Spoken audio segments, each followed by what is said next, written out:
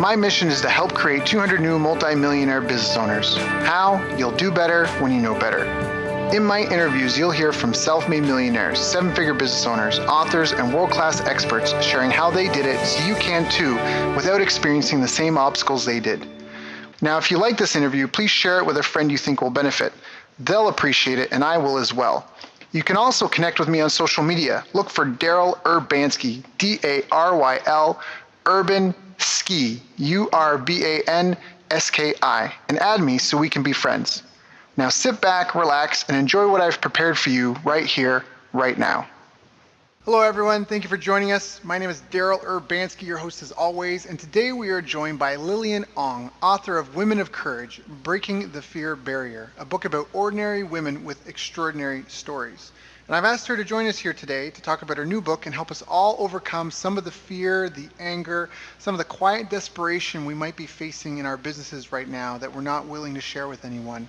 So Lilian, thank you for joining us. How are you doing, my friend? Hi, Daryl. Yeah, I'm good.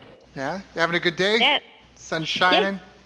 Yes, very good day. Yeah, good. Now you did say before that you were a little nervous, so it's okay. I appreciate that because you're walking the talk. You're a little nervous about the interview, but you're walking through it. Just again, embracing your own lesson, which is awesome.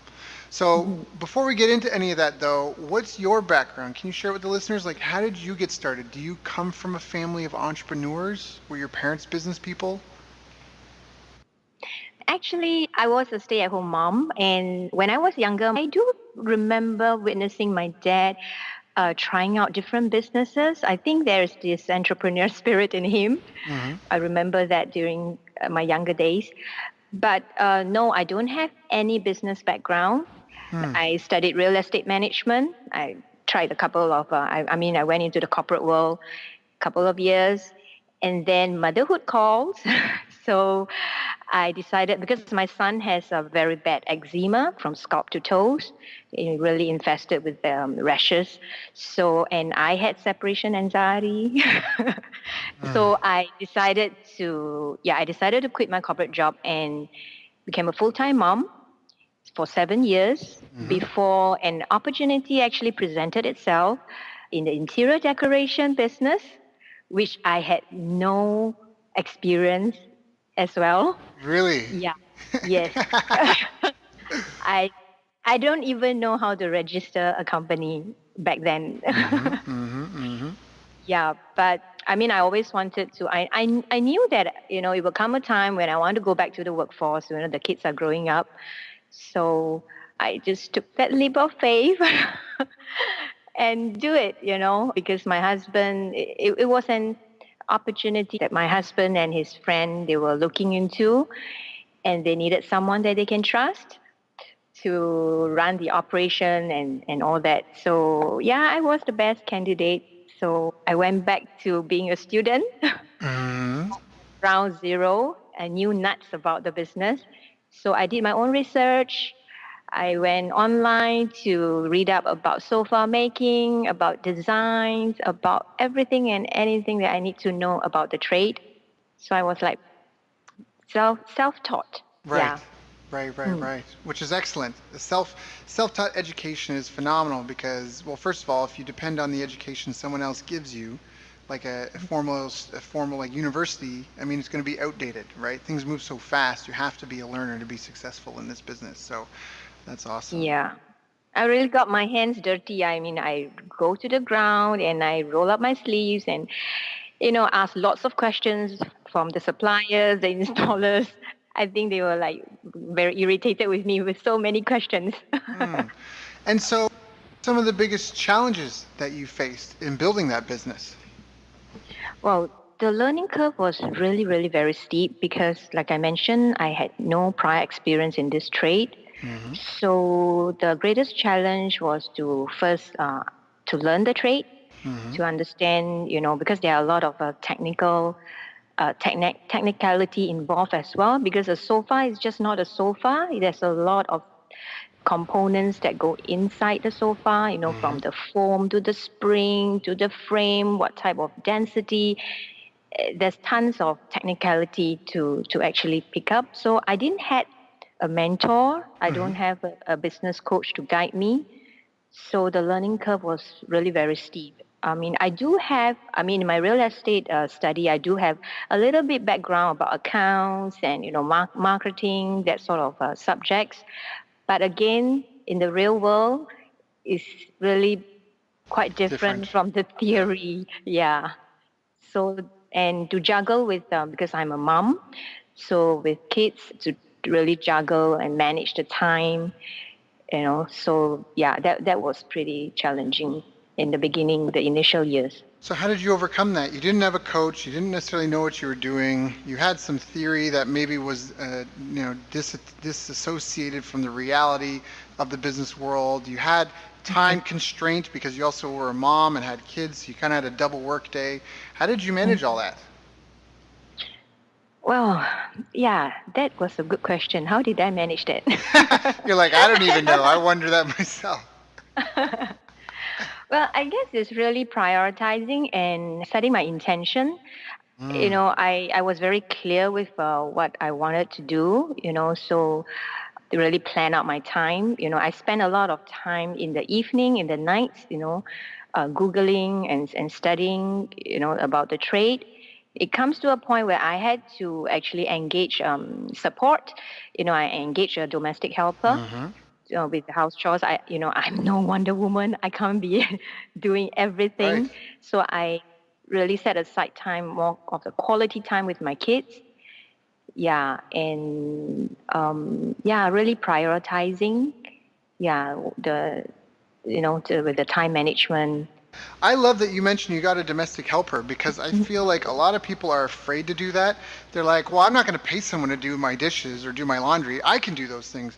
But what's the value of your time and your energy and focus? And it's not even time management, it's energy management too, right? Like, Yeah, that's the other part. Like, okay, maybe you can do the dishes or maybe you can do the laundry, but how much energy are you going to have to come back to your business after that?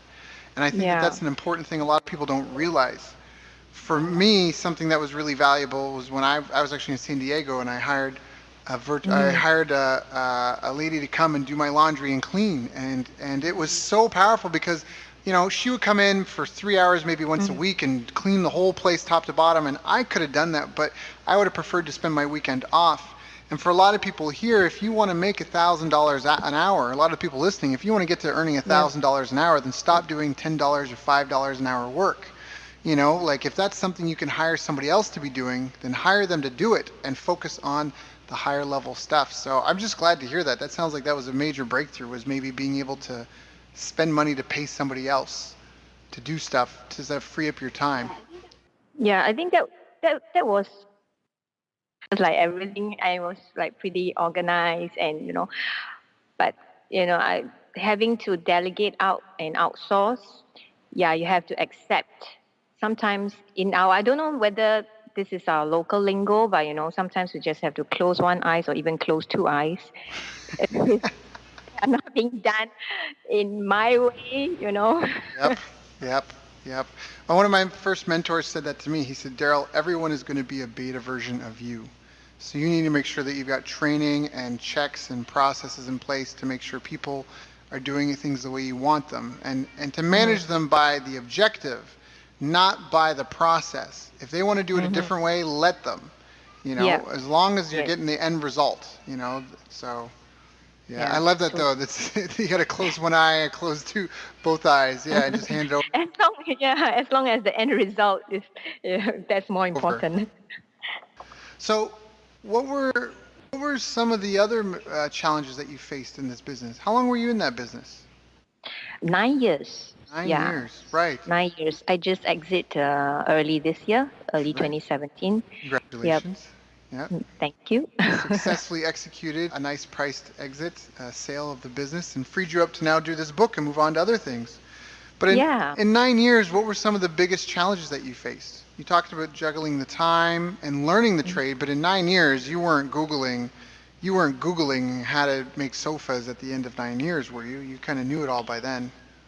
Yeah. I think later part of it really boils down to relationships with the clients and the suppliers.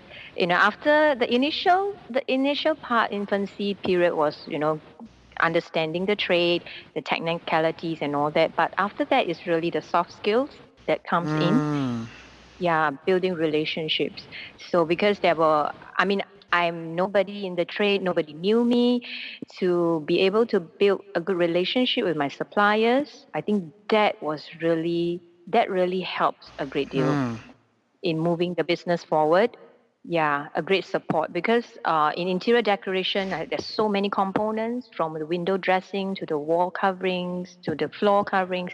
I mean, I have to deal with so many different suppliers.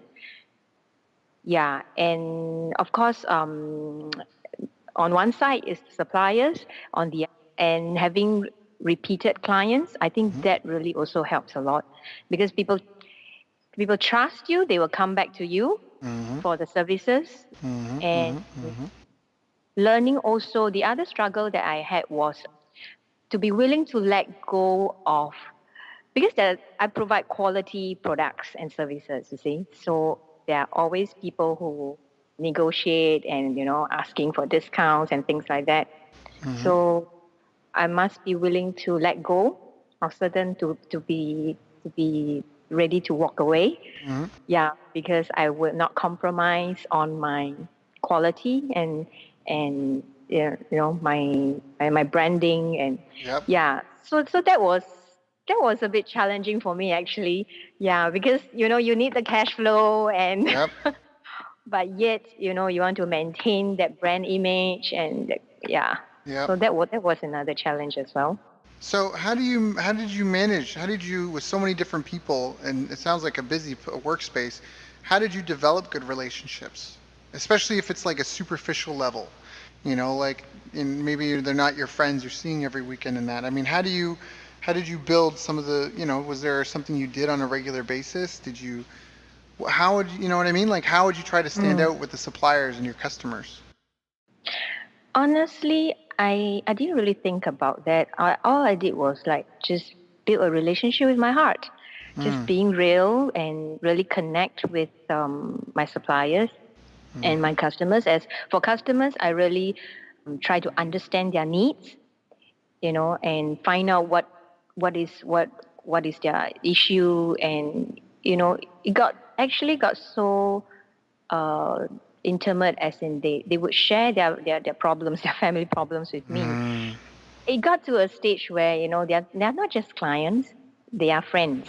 I love that you Yeah. said that because one of our Hmm. previous guests on the show, people may want to go check out the interview we did with him, Drayton Bird. He's had the best-selling marketing book for 35 years in the UK. His book has been on it, and in his book, one of the quotes that I love the most is the purpose of business is to find a prospect, to make that Hmm. prospect a customer, and to make that customer your friend. And that's what you Yeah. just said. And so it sounds like, through your self-taught experience, you managed to master some fundamental business skills there, which I think is amazing. That's excellent. Yeah, which I didn't know there's the theory behind that. I so, just like trial and error. so But what go would with the heart. Yeah. go with the heart? And what would you recommend anybody who's starting out or struggling right now? If they're in a place where they're feeling fear or they're just anxiety or they're uncertain about the future, you've been there 9 years, you've probably been through some crazy things. What would you recommend? Actually, for in this era, this generation, for the aspiring entrepreneurs, they are very blessed to have a lot of technology and information and coaches around that they can leverage on. Mm-hmm. I mean, which obviously I didn't have, or I did not know how to tap into that. Mm. So for those aspiring entrepreneurs, find out, if you can get a business coach, go for one. And if leverage and technology, I believe the younger generation, they are more tech savvy. Right. Yeah, I mean, I was an IT dinosaur, and I am still learning. So for those who have this technology background, I think they have an advantage. Oh yeah. And yeah, I think the hard skill part, or what do you call it, it's it can be learned. Mm-hmm. There are so much resources available out there. For me personally, I feel it's the soft skill part that really needs some development. Mm. Yeah, because like people do business with you not because you are very good at it or what, but because people trust you, Mm. people like you. Yeah. Yeah, I think that's true. Especially like you say, technology in today's day and age, something that I just was speaking, actually when we first met, I was in Singapore speaking, and Mm. one of the things that I was presenting on, I had about a 2.5 hour presentation I gave to a mastermind group, and part of it, not the whole thing, was about keyword research because a lot of people take it for granted, or a lot of people don't even Mm. really understand how to do it. There's a lot of Mm. keyword research training out there, but I think people miss some fundamental components to it that matter a lot. And what I mean by Mhm. that is when someone goes to Google, like you talk about technology, like let's say that Mm. I was opening up an interior design store 20 years Mm. ago. We didn't necessarily have the internet then, or anything that was Mm. anything close to what we have today, what's available. But today, if I Mhm. want to get into that, I can go to Google Trends and I can put interior design into Google Trend search, and I can make the dates range the last 5 years, and I can see the search volume by month every Yep. year for the last 5 years. And Yep. the crazy thing about that is that's people's thoughts, that's people's desires, that's the hunger. Mm. When I went to Yep. Singapore, I looked things to do in Singapore. I searched that up, things to do in Singapore, but I'm not in Singapore now. So for most people, Mm. if you think about it, if they're searching things to do in Singapore, they're probably new people and they're probably passing through or just moved there, right? Like Mhm. if you live there for a few years, you're not going to be searching that every weekend, or only a small percentage are. So if Mm. Google tells you that there's 50,000 people a month searching for that, that's new, fresh people. That's like a river of hunger and demand that you could just Yep. get in front of and serve. And so that's an amazing tool. We literally can read our prospects' minds today, unlike we've ever been able to before. So I Yeah. think you're right that there are some things that give us a huge advantage. But the other side, almost the catch 22, like you say, the soft skills are missing in a lot of Mm. today's marketers or younger generation, or even just understanding the power of what they have, you know? Yeah.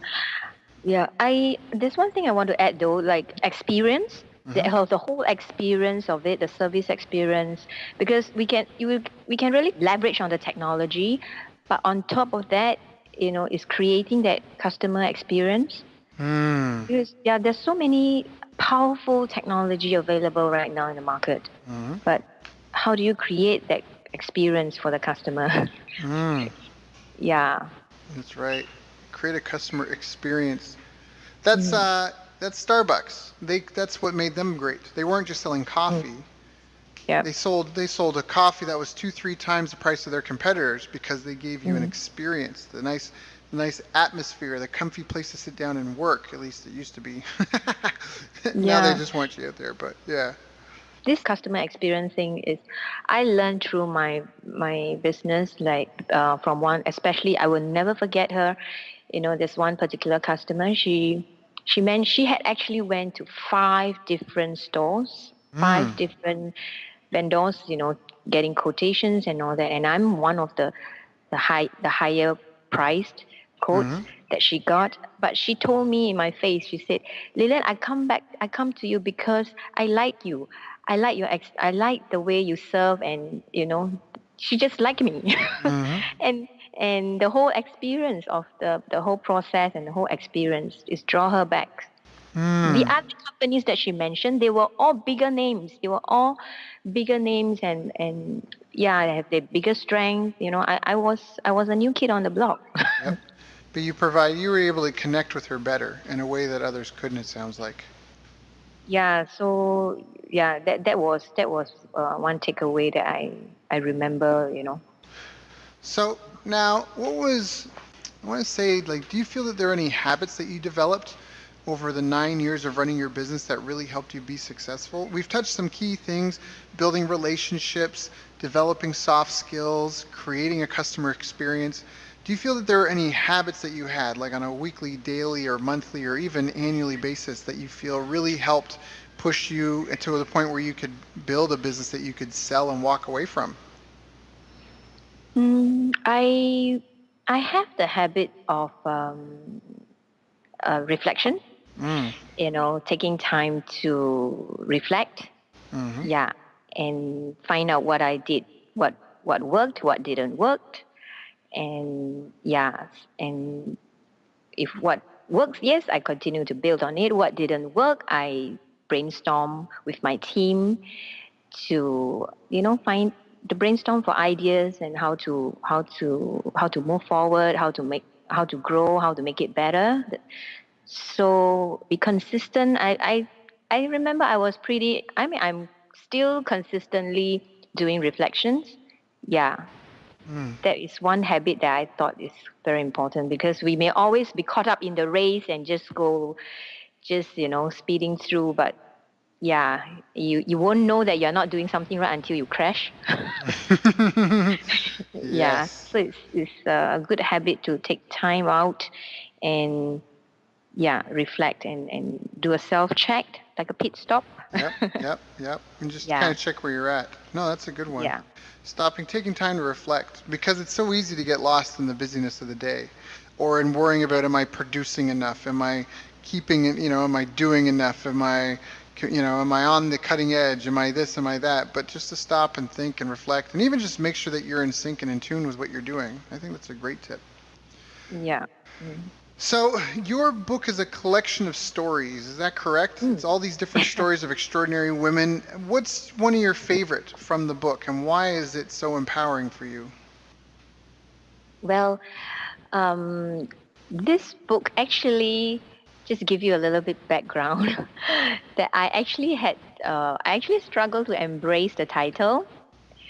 It actually started with Woman of Courage with a A instead of a E. Okay. Yeah. So, but in the process, as I look around me, I saw that there are so many powerful stories.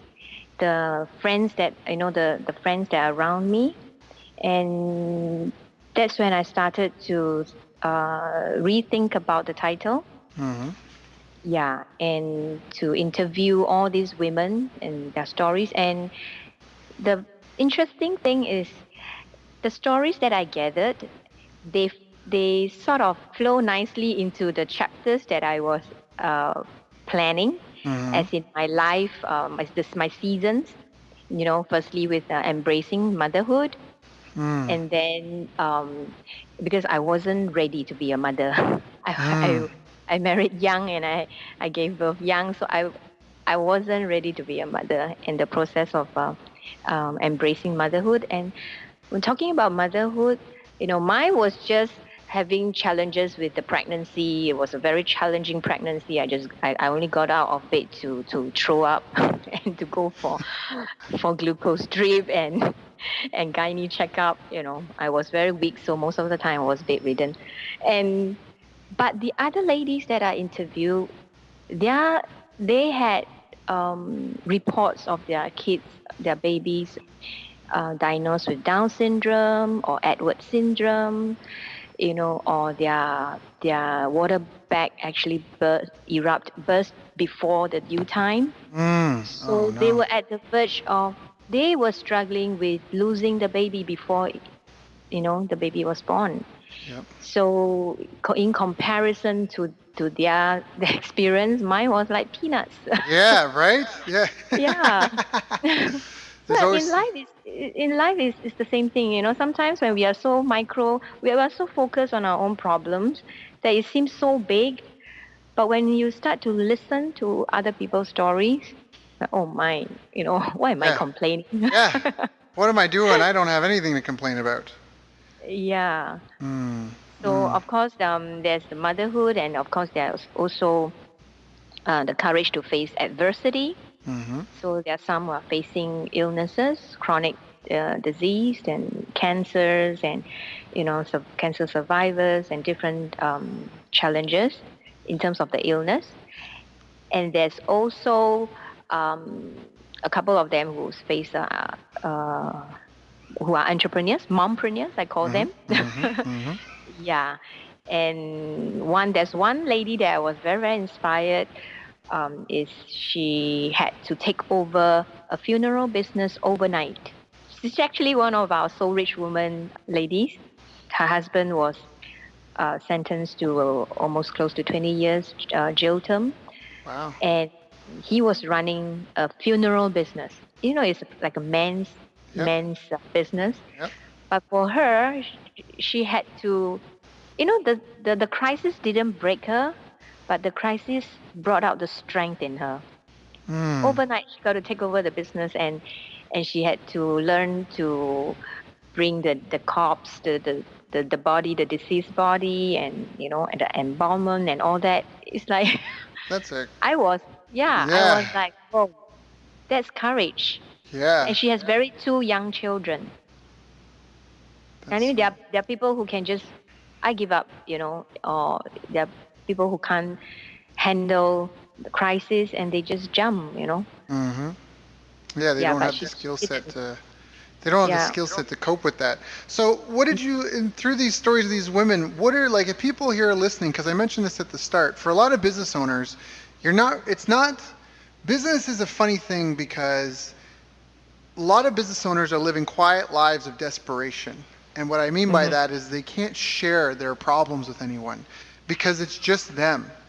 Like, who are Mm. they going to talk to if sales are bad? Who, like, you can't call up your competitor and be like, Yeah. hey, sales are down this month. What do you do? Because your competitor is going to laugh at you, and want you to fail, kind of. And even if you're friendly with some competitors, it's friendly, but you have knives out. Like you're smiling, but you have knives out a little bit because everyone's trying to make, more than the other person. And so you can't talk Mm. to them. Your staff don't understand you because your staff are just showing up and collecting a paycheck, and then they just want to they just waiting to get drunk on the weekend. A lot of them, not all of them, but they just want to get their money and then go home and do their thing and watch their TV series and go on their paid vacations, and they're just waiting, counting the hours down. Your spouse, unless your spouse is running the business with you, they often aren't really in tune with what's going on. Mm. They might even be adding pressure and putting more pressure on you. So it's Mm-hmm. like, as a business owner, you're really isolated, and it's a scary place to be because there's no guarantee of a paycheck. There's no one to sue if you don't make any money that month. There's no, Mm-hmm. so for those people that are in that sort of situation now, what would you recommend? I mean, having talked to these people that are breaking the fear barrier, that have these major things that they work through, are there any sort of tips that you can give the listeners for overcoming their personal challenges? Okay, one thing I learned when I'm doing this interview is although these women, although they face different challenges, different types of challenges and adversity, but it all boils down to the mindset, how Mm-hmm. they overcome it. Hmm. And so if I'm going to link it with the business, yes, you just now you mentioned that, yeah, if we our competitors, we could be friendly on the surface and all that, but we can actually, okay, there are two groups. One is I can actually connect myself with business owners who are doing different trades. Mm-hmm. Yeah, so yes, it may be different trades, but there are certain fundamentals that are the same. Mm-hmm. Just like just now I mentioned the different women, different challenges, but it all boils down to the same. It's the mindset. Yeah. So when it comes to business, yeah, I do talk to different. I do remember that I talk to business owners from different trades. How and I actually sometimes get some fresh ideas from them because we don't feel so intimidating or competitive because you're in different trade anyway. But and out of that we actually form power teams Hmm. because they're complementary. I mean, we may have businesses that can complement each other. Mm-hmm. Mm-hmm. Yeah, so that's one area that I found that it helped me when I talk to business owners from different trades. And then also I do talk to people who are not from the trade at all or not even business owners, but that is more of the mindset part that keep me sane, Mm. the sanity. And I mean, ideas, not necessarily we must get ideas from the trade. Sometimes when we just look around us, I think ideas are everywhere. Mm-hmm. Mm-hmm. Yep. I mean, Yeah. that's FedEx borrowed from, forget the name of the bank, but FedEx borrowed from one of the banking systems, their internal processes. I mean, people copy from other industries all the time, very successfully.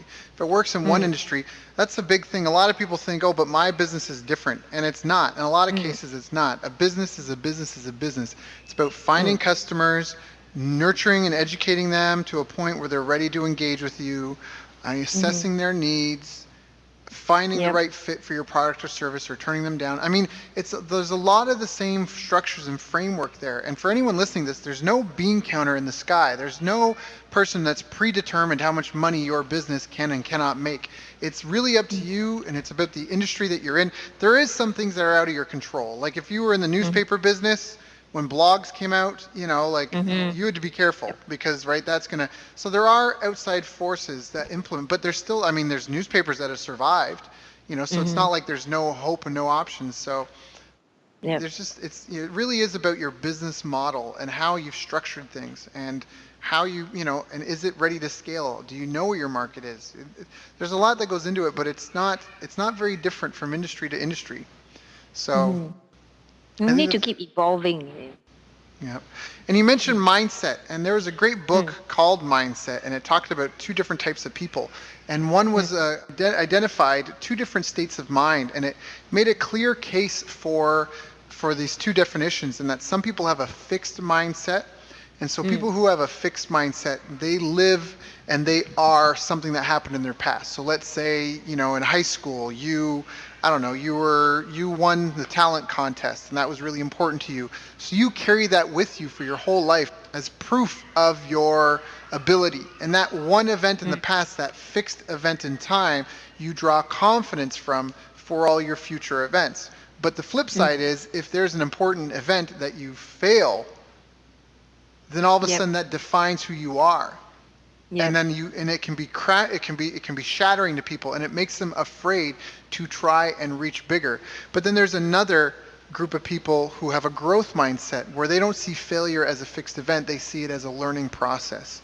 And the Yep. fixed event people have an opportunity to grow more because they understand that, hey, if I do this 100 times, I'll be way better the 100th time than I will be the first 10.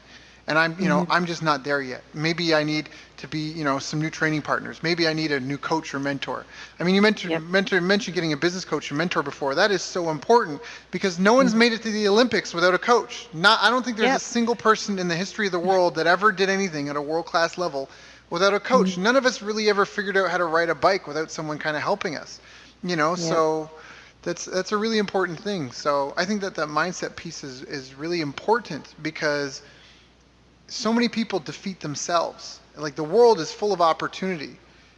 Yep. I just want to. Sorry, I want to rant on this a little bit because we live in such an amazing world of abundance. Last weekend, my girlfriend and I went on this great, amazing tour in El Nido.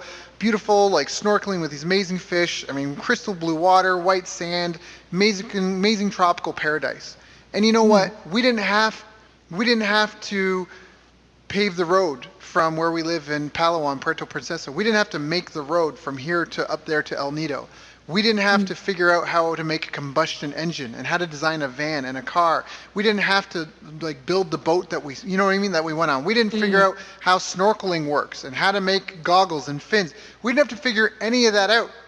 When we were Mm. there, we ate delicious food, meat and veggies and fruit.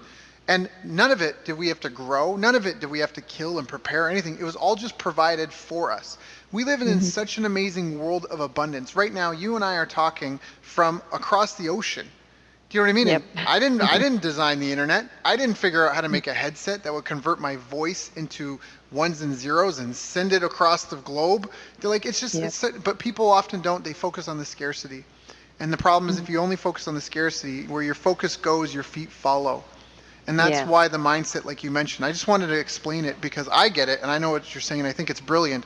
I really want to Mm. explain it so the listeners get it. Where your focus goes, your feet follow. So if all you do is focus on the negative, your feet are going to follow that. But if you keep your mindset, and it's not just about, there are no weeds, closing your eyes. Like, no, there are weeds. You got to kill them.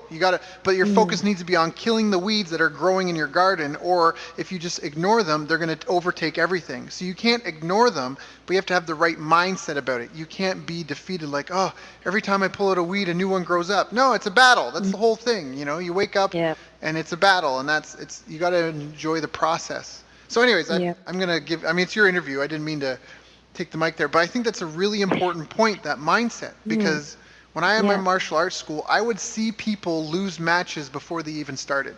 Because they would Yep. get up and they would look at their opponent and they would just you'd see their body language. They would just shrivel. And then it was like Yeah. they just kind of sat there waiting for their opponent to beat them. But they didn't think that. If you interviewed them and asked them, they wouldn't say that. But if you looked at video footage and you knew what to look for, you would go, yeah, they were really like their head was down, they were averting eye contact, their shoulders were in, Mm. like, they were not confident in that. Yeah. Yeah, so I think Yeah. that's amazing. Yeah. There was a book that I read that is called Battlefield of the Mind by Hmm. Joyce Meyer. Hmm. Yeah. It's amazing that, she listed down all the types of fears that people may have and all the limiting beliefs that people have. And that's what crippling, you know, those who, like you just now, you said, may mention the fixed mindset. Hmm. And yeah, you can't move forward. No. Yeah. Yeah. If you get stuck, you're just stuck. So, and Yeah. yeah, and nobody really knows the meaning of it all. You may have a faith you follow that gives you answers, but the truth Mhm. is, I mean, even the Bible or the Quran or the Old Testament or whatever your book is, the Mm. Bhagavad Gita, it's all been passed on orally. And if anyone's ever played that game Telephone, Mm. sometimes the small details do change, and so there's no real way to know what's going to happen until we get there. And so all we know is that right now things have two states: they grow, and they die. There's growth and Mm. decay. That is it. And that your job is to fight as hard as you can to stay on the growth side and be as Mhm. healthy and to be as far away from decay as you can.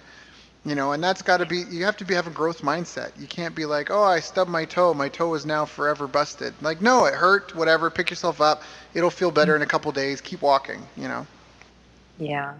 And as you keep walking and you're going through all these experiences accumulated, they have become wisdom. Hmm. And I like what Janisha always reminds me, Lillian, the wisdom is within you. That's right. So, I don't have to be fearful, the wisdom is within me. I go through all those experiences. They are not in vain. Yeah. Yeah, that's awesome. Mm. So, what are some of the greatest mistakes that you see your friends and maybe other entrepreneurs that you're around? What are some of the biggest mistakes you see them making? Stubborn. Oh, yeah? Stubbornness. I think, yeah, like just now we mentioned about growth and being willing to change. There are some people that I see that just refuse to change. Like for me, going from offline to online, it's a scary thing for me. I mentioned that I was an IT dinosaur. I'm not tech savvy, but if I don't change, I'll be obsolete. You Mm-hmm. know, That's yeah. right. So I during the furnishing business, I saw a lot of businesses that closed down Mm-hmm. because they just refuse to change. Yeah, and they just hold on to the old ways of doing things. Right. Yeah. Yep. And It, that's partially because as technology, like, it's not even just the technology that changes, but mm, problems are markets. So interior mm, design, someone has a new space that they want to design. They're having an event. They're hosting a business conference, or they're staging a house to sell. They have a reason that they want to design the space. They just had a baby and they want to design. There's a problem that they need to solve, and a lot of it is around designing the living spaces. Either space people live in temporarily or long term, right? Or they're settling in. yeah. And that's a problem Yeah. that you solved.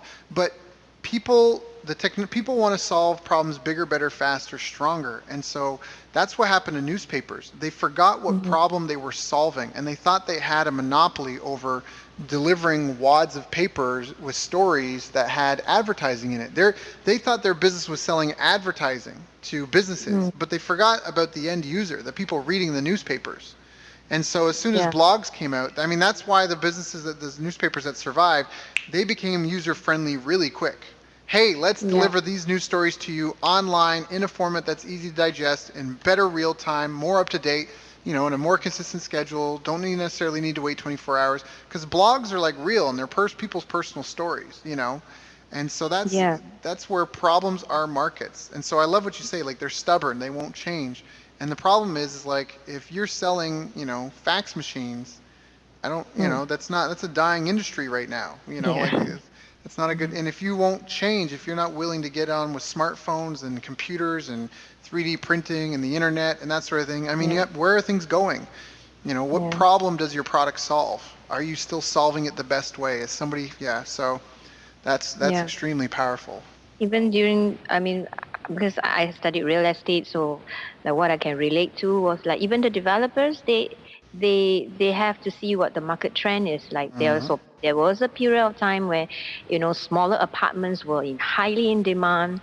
So, they won't just be stubborn and continue building big apartments. Hmm. It has, Hmm. yeah.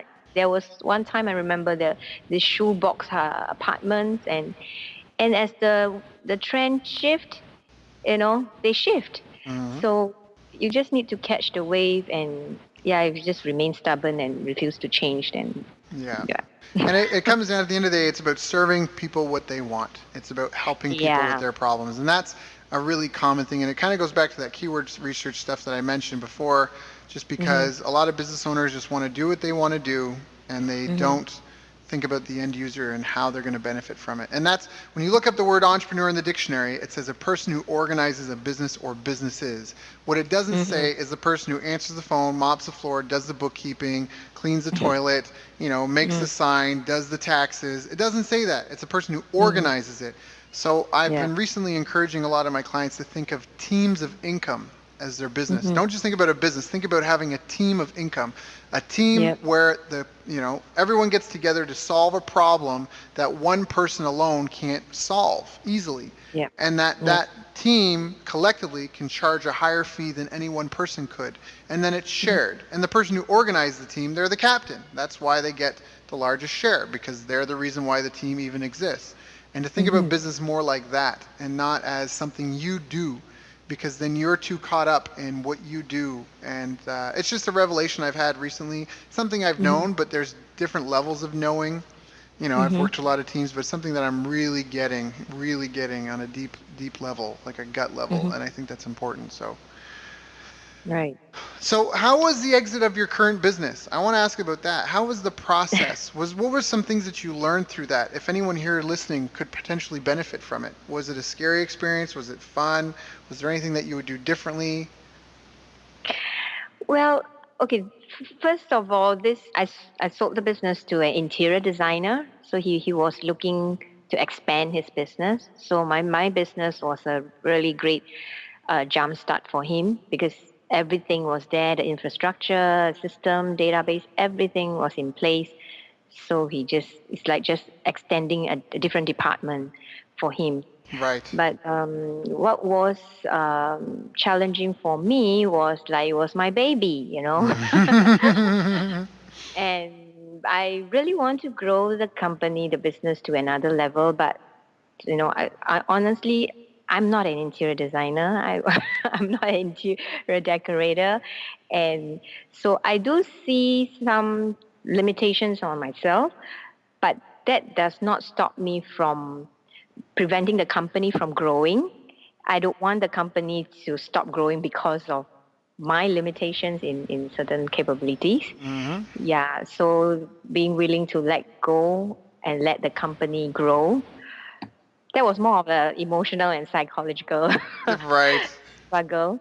Yeah, in terms of the paperwork and all that, yeah, please do get a lawyer.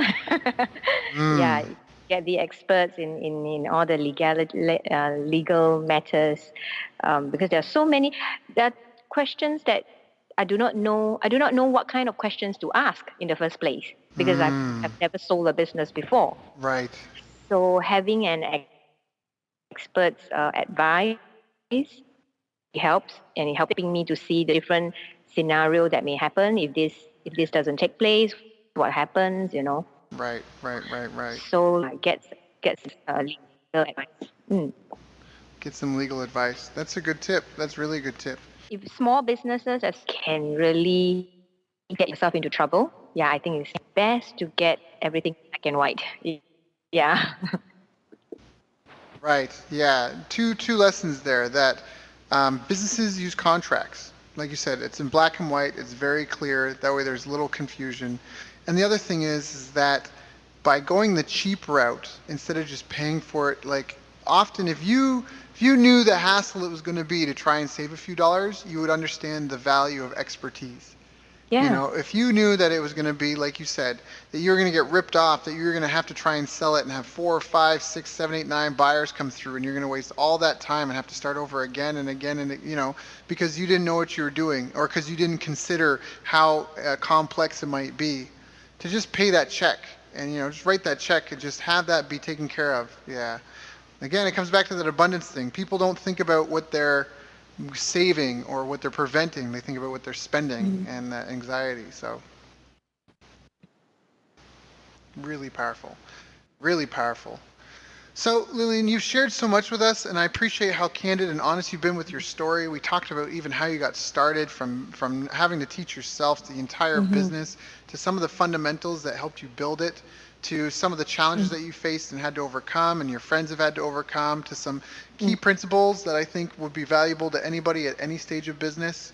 Things to focus on, things like we talked about, hard skills in the Mm-hmm. beginning. That's a barrier. That's a price of entry. If you're cleaning carpets, you have to know how to clean a carpet and take out all these kinds of stains. But once you have those skills, success is really about the soft skills, building good relationships, Mm-hmm. creating a customer experience, not just Mm-hmm. selling something, but creating an experience for people.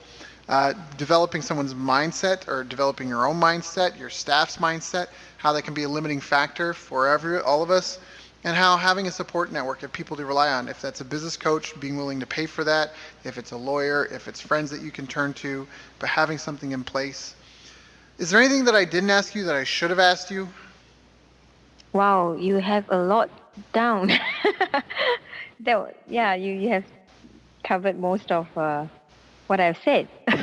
Well, the problem I solve is people only have a limited amount of time. So how can I take Mm. your 9 years of business experience and pull out the gems so someone can Mhm. take them in an hour and go and apply them to their business? That's the problem that I Mhm. solve. My goal is to make sure every interview people listen to, they have actionable things that they can do right now, that they can delegate to their staff, that they can go out and buy right after, that can move them forward towards their goals in their business and their life. So I appreciate that. Thank you so much for joining us today. I think it was fantastic. If people want to get involved, her book, Women of Courage, Breaking the Fear Barrier, Ordinary Women with Extraordinary Stories, it'll be available early 2018. Is it going to be like everywhere, like Amazon, Barnes& and Noble, the whole gamut? Yeah, I'm working on it. Okay, So Amazon is definitely one of the options. perfect. Yeah. You can look up the Mm. author, Lilian Ong, LiliaNong. And Yes. again, the name of the book is Women of Courage, Breaking the Fear Barrier, Ordinary Women with Extraordinary Stories. Lillian, thank you so much for coming and sharing with us today. I really appreciate you coming and sharing, and I know we've helped some people, and just thank you, because you didn't have to do this. You could be doing other things. So thank you for stepping through your fear at the beginning and sharing with us. Thank you so much, Daryl, for this opportunity. You've reached the end of our interview. Now, first, let me thank you for listening. I appreciate and respect you more than you'll ever know. And now I'd like to ask you a couple of questions. First, what 3 lessons did you just learn? What 3 aha moments just jumped out at you? Second, what can you implement for yourself and your business in the next 24 hours? Third, what can you give to someone else to help you with, or give to them to just do it for you? Whatever it is, remember, taking action is the secret sauce to results. Now, if you think this interview would be helpful for a friend, please give them a link to it. It'll help them and it'll help me too. I'd also like to invite you to help me find out more about the challenges you're facing, your dreams, your goals, and how I can help you overcome what's holding you back. We both do better when we know better, and your success is my success. So please reach out and interact. You can visit our website, bestbusinesscoach.ca for Canada or California, where I'm from and where I'm living. You're welcome to also try out one of our paid programs. You can find us on YouTube, Facebook, and pretty much every other social media channel you can think of. You should also subscribe to the podcast, and if you're enjoying them, please leave us a nice review. It really helps. That's all for now. Once again, thank you. Take care of yourself, and remember, the world needs the best business you can build. And I believe in you. So look, I was privileged enough to sit in the room the other day and listen to Daryl present. I had the great fortune to spend some time with Daryl Abrinsky during this week, and we had an incredible 2.5-hour presentation with Daryl.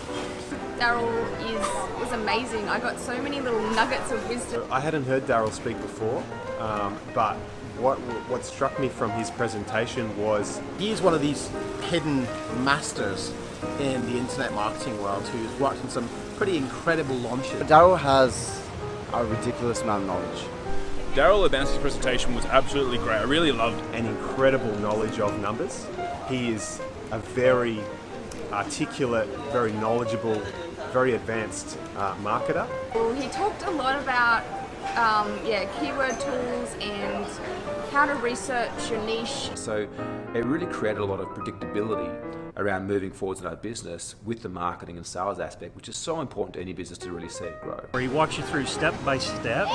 How to judge in detailed form how much money you could potentially make from a market based on AdWords, keyword research, and putting together quite complex Excel spreadsheets.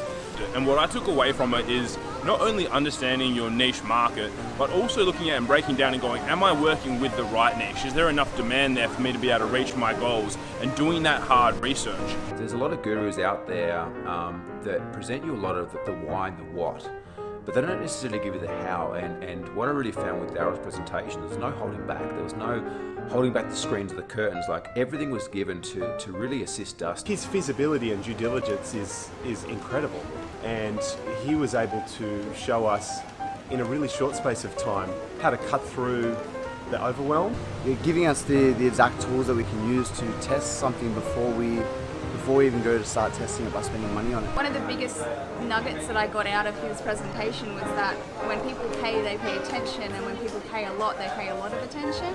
I just love that. I think that's a great way to look at how to price yourself. And he was a great speaker, lots of energy, and it was really great to spend time with him. Honestly, phenomenal presentation. I would love to catch up with him, next time I'm in this part of the world.